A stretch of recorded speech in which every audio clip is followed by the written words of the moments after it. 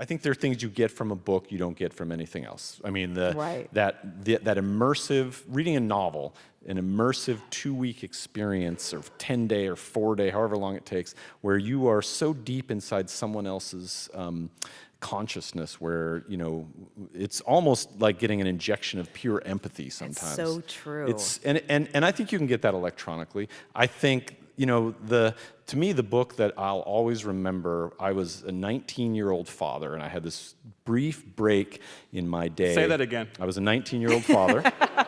I had a daughter. And remember, he's the white guy and I'm the Indian.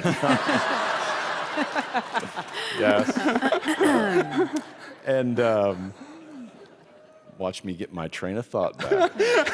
And I was a college student, and I had 3 jobs to pay for college, and I had this brief period in my day when I got to see my baby daughter. And I would go home so my wife could go to class, and I would watch my daughter. And it was her nap time.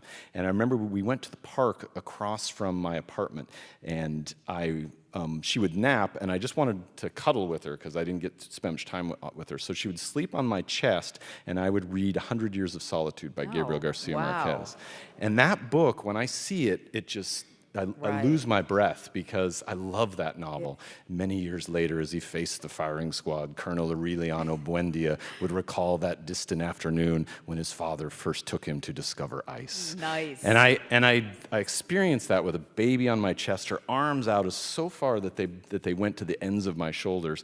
And if I see the cover of that book, if I see the art, if I see the typeface, could I have felt the same thing with an e-reader? Yeah, and I might have checked my email, and you can't leave a book when you're that immersed in it. And that feeling is something I hope never goes away for readers. And that connection to the thing.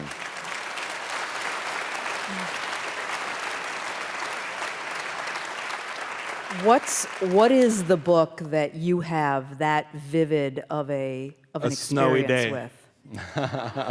By Ezra Jack Keats. And why? I mean, the same sort of emotional experience. The details are different, of course, but I mean, you grow up poor and brown. Even now, diversity in children's books is an issue. But you know, when I was a kid, there was nothing.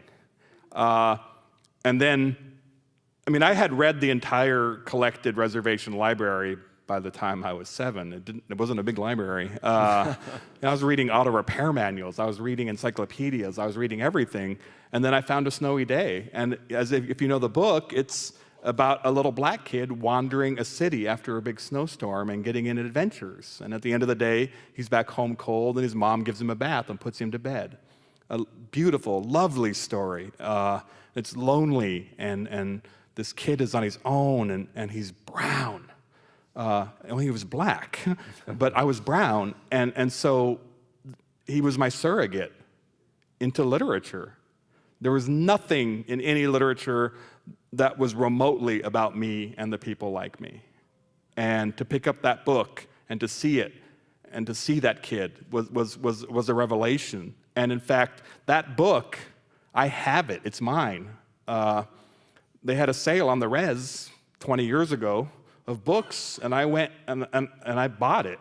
So I have the Snowy Day back. You can't even open it. It's so fragile. But I have it.